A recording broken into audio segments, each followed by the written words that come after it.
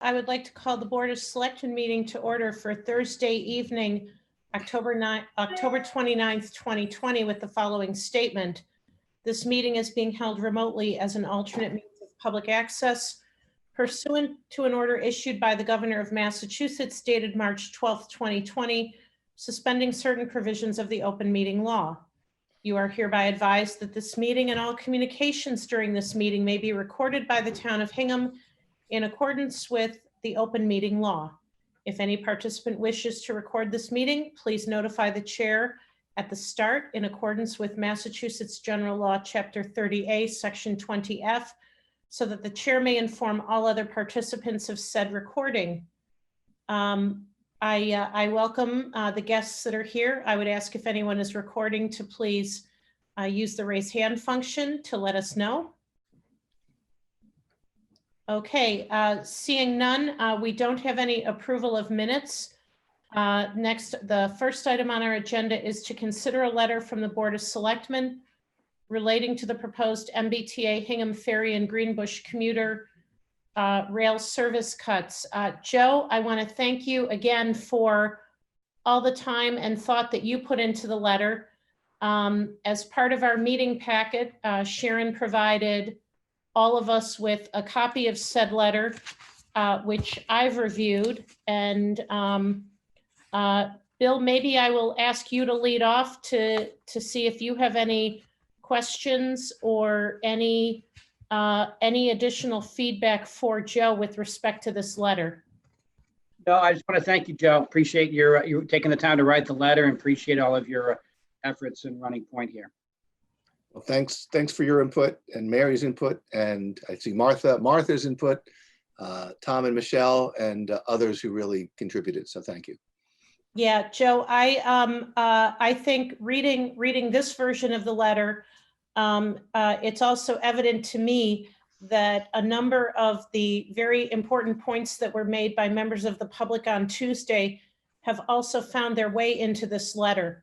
I think it is strong. I think it clearly lays out the town's position, and I hope that the recipients will find it compelling.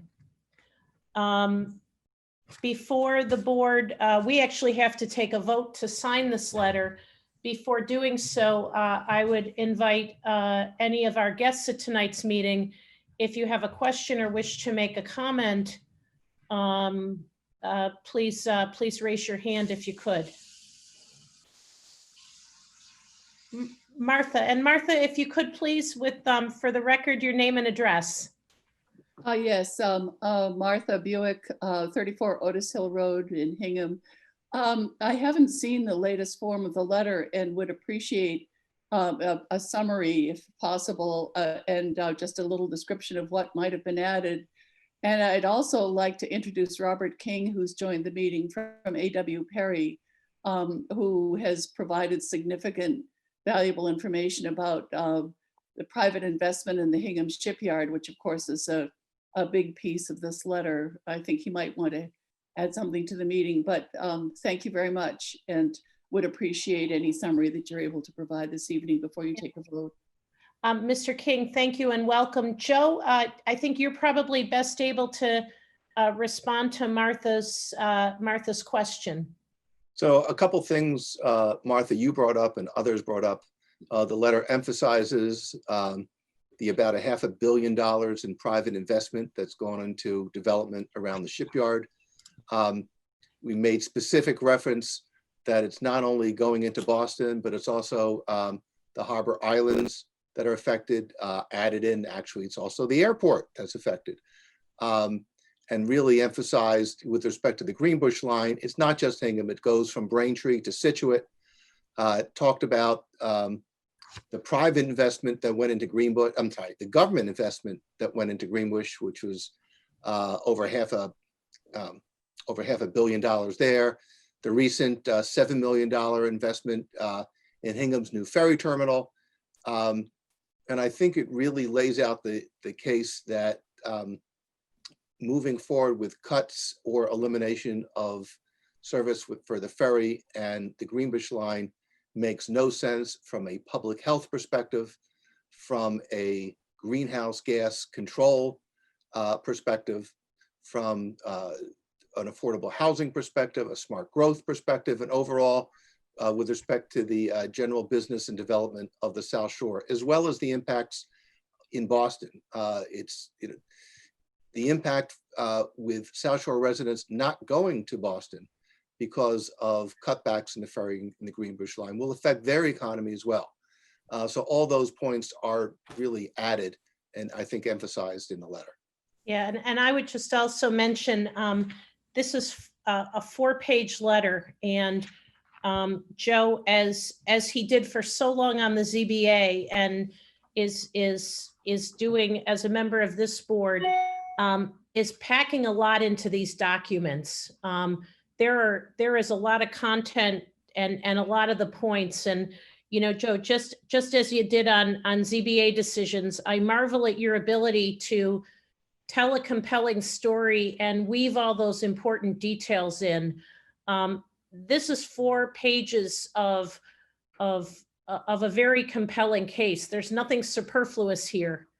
And it's evident to me that you have incorporated all of the feedback from the various constituencies. And I would echo our appreciation to Mr. King and to Martha for you know, helping us with the content to help make that case on behalf of the town. Thank you. But to be clear, this is just the beginning. That we need an ongoing effort. We need social media pushing out the message. We need people to be attending the meetings with the MBTA and MassDOT. We need pressure at the legislative level, at the governor's level. This is really the beginning of an intensive effort that's going to culminate within the next month. Yep. And I know it's not, our agenda is to consider the letter, but I know Michelle had indicated to us that information's been shared on the town website, and we have gotten information. We have started to get information about the MBTA efforts to get public feedback. Yep. They've also made reference to the fact that they are establishing dedicated liaisons to liaise with communities directly affected. So I think we have a platform to continue to let citizens and business leaders in the community know how they can help us to continue to advocate for these services. There are 2 dates that are, I think, particularly important. One is November 9th, when the T said it will be outlining its plans. And the second date is November 23rd, when they are planning a meeting, and I'm assuming it's a virtual meeting, with South Shore residents and to focus specifically on South Shore related issues. That meeting is on November 23rd at 6 p.m.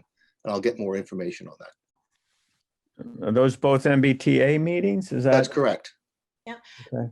Mr. It's also, I believe it's MassDOT as well as the MBTA. Yeah. And the letter you're drafted, is that going to Steve? Is that going to the general manager, Steve Poptek? Is that? Or That's correct.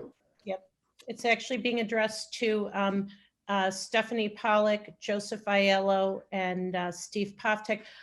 Mr. King, welcome. And again, thank you. May I just, if I could please ask, just for the record, it's kind of a housekeeping thing that we have to do, but if you could please just identify yourself for the record, we'd appreciate it. I'm Robert King. I'm a vice president with A.W. Perry. I live at 60 Rockview Street in Jamaica Plain. But as you know, A.W. Perry has a lot of real estate holdings in Hingham. Absolutely. So. Absolutely. Well, and thank you for joining us. A.W. Perry has been a wonderful partner in the community, and I know you, like the Hingham community, was very saddened by the recent death of your leader and a vital member of our community. And we'd also like to take this opportunity to extend our condolences to you and the rest of the A.W. Perry team on what is a very big loss. Yeah, it was quite a shock. Thank you. I appreciate that. Any other questions before the board votes on this letter? Okay, Tom and Michelle, what I might also ask is that once signed, if we could push this letter out to the community and post it on the website again, I think that will help drive things and again compel action. So, we'll be sending messages out. With that being said, I would accept a motion if I could. Happy to make it. I'd make the motion to sign letter dated October 29, 2020 to the Massachusetts Department of Transportation to support maintaining service in the Hingham, Hull, Ferry, and the Greenbush commuter line. Second. Any further discussion? All those in favor, Joe? Aye. Bill? Aye. Mary? Aye. Thank you. We did have one add to the agenda, which was posted. This was a matter not anticipated within 48 hours. This is not good news, but important news to get out to the community, and I would turn it over to Tom Mayo. Thank you very much, Mary. Yeah, as you indicated, we were just notified that Hingham has entered our third consecutive week in the state's red COVID-19 category, which means that we are now considered a high-risk community. The numbers have not been released, but they will be posted on the Mass Department of Public Health website shortly.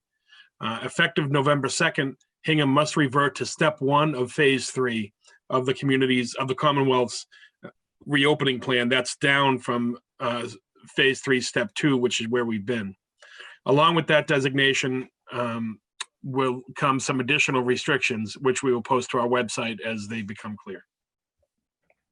Okay, Tom, just for people who are watching, and I know as this will become clear, I think one of the questions foremost in people's mind is, does this affect the Hingham Public Schools in any way? I don't know if that's a question we can answer at this point or not. It's too early to tell that. I don't want to guess. That's not my role. That's the superintendent's role, but it's too early to tell. Okay. And again, we've just gotten this news, I think, within about the last hour.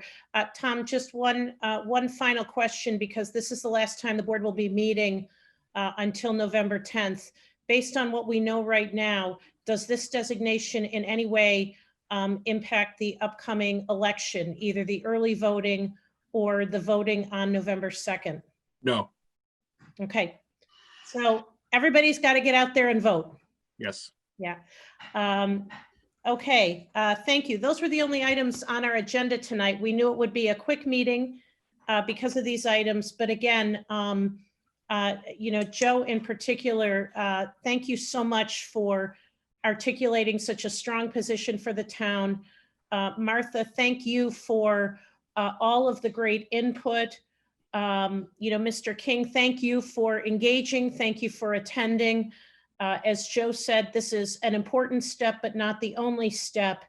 And I think this is an important milestone, and more to come in the next several weeks. So with that, I would accept a motion to adjourn. So moved. Second. All those in favor by roll call vote. Joe? Aye. Bill? Aye. Mary? Aye.